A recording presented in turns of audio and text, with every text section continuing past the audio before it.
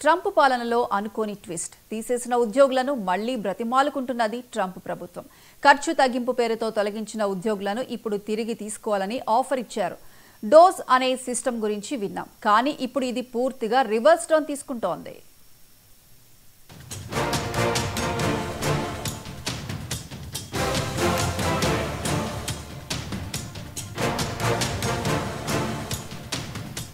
గత జనవరిలో ట్రంప్ పరిపాలన ప్రారంభమైంది.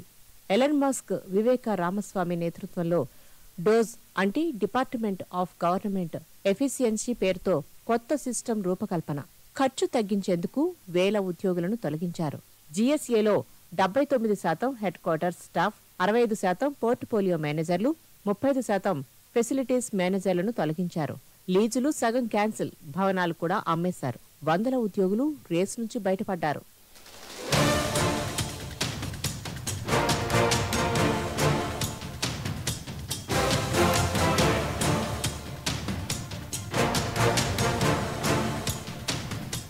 కానీ 6 నెలలు తిరక్కముందే సీన్ మారింది.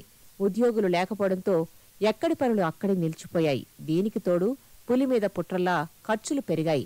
అందుకే జీఎస్ఏలో ఇంటర్నల్ మెమో జారీ చేశారు. తీసేసిన ఉద్యోగులందరినీ తిరిగి చేర్చాలన్న ఆఫర్.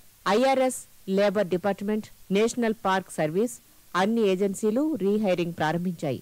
ఇంటర్నల్ మెమో ప్రకారం మాజీ ఉద్యోగులు వారాంతంలోపు ఈ ఆఫర్ను యాక్సెప్ట్ తెలపాలి, లేకపోతే డిక్లైన్ చేయాలి. ఉద్యోగంలో చేరాలనుకుంటే అక్టోబర్ 6 నుంచి రిపోర్ట్ చేయాలి.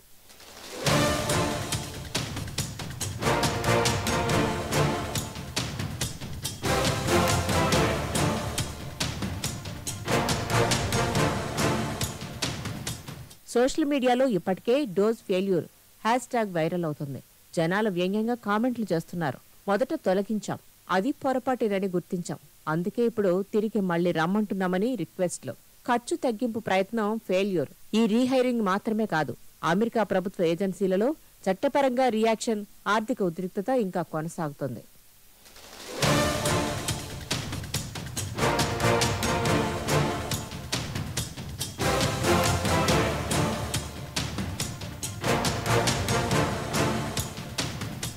వీటి వల్ల ఒక స్పష్టమైన సందేశం: ఖర్చులు తగ్గించడానికి తీసేసిన షార్ట్ కట్ చర్యలు ఎప్పుడూ సక్సెస్ కావు. డోజ్ ఫెయిల్యూర్ చూపిస్తున్నది. ఉద్యోగుల రీహైరింగ్, పనుల వాయిదాలు, ఖర్చులు పెరగడం. అమెరికాలో ఒకసారి తొలగించిన ఉద్యోగులను తిరిగి ఆఫర్ చేయడం రాజకీయ, ఆర్థిక వ్యవస్థను మరింత ఆందోళనకు గురిచేస్తూ కొత్త సస్పెన్స్ లో పడేసింది.